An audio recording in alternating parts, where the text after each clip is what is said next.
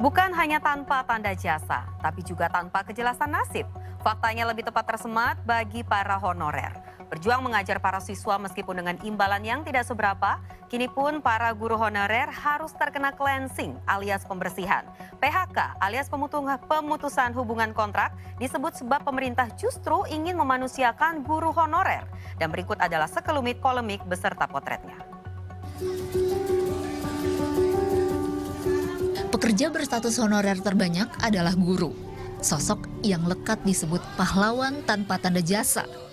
Dan bagi mereka yang masih berstatus honorer, istilah tanpa tanda jasa fakta adanya. Lakoni pekerjaan mulia jembatani anak bangsa dapatkan masa depan yang lebih bermakna, miris upah guru honorer tak sepadan. Di ibu kota misalnya, ada guru honorer yang upah per bulannya masih jauh di bawah upah minimum yang ditetapkan pemerintah.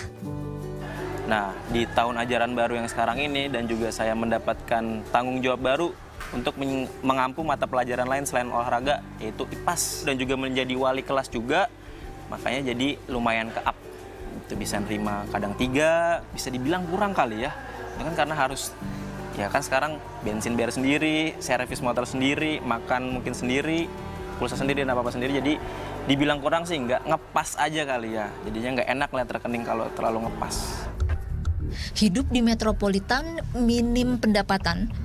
Tentunya para guru honorer harus putar otak buat lanjutkan kehidupan. Seperti yang kita tahu semua, gaji guru honorer itu kan memang nggak sesuai dengan UMP. Tapi sebisa mungkin kita usahakan untuk kita cukupkan dengan gaji yang ada. Terutama saya pulang pergi ke Bogor, itu harus bisa saya cukupkan untuk biaya motor dan juga pulang perginya, transportasi. Pun guru pun sebagai buruh, walaupun buruh kognitif, kita merasa punya hak juga untuk mendapatkan penghidupan yang layak. Dan masih banyak perjuangan sehari-hari guru berstatus honorer yang pernah terpotret di tengah minim penghasilan juga ketidakjelasan status. Dan kini fakta ketidakjelasan status pun mewujud nyata. Saat di Jakarta, tak kurang 4.000 guru honorer kena cleansing alias pembersihan alias PHK atau pemutusan hubungan kontrak di awal tahun ajaran baru ini. Kaget merasa tidak ada pemberitahuan sebelumnya, ditambah kecewa merasa pemecatan penuh kejanggalan. Para guru curhat dan minta bantuan serta pendampingan salah satunya ke LBH Jakarta Rabu kemarin. Menindaklanjuti, Lembaga Bantuan Hukum Jakarta membuat posko pengaduan untuk menampung lebih banyak laporan, juga mendata dugaan maladministrasi bahkan pelanggaran HAM dalam kebijakan yang diterapkan. Nah, dari pola yang tidak beraturan itu dan kami menilai ini sepertinya ada dampak yang lebih meluas dan sebaran korban yang jauh lebih meluas. Nah, dari situ kami memutuskan untuk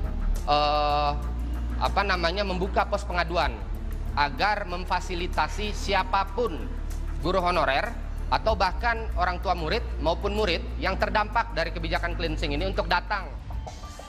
Guru honorer merasa tidak dimanusiakan. Sebaliknya, pemerintah provinsi lewat Dinas Pendidikan klaim kebijakan cleansing atau pembersihan justru buat memanusiakan para guru.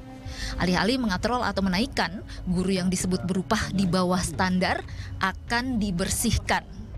Kondisinya adalah guru honorer ini mereka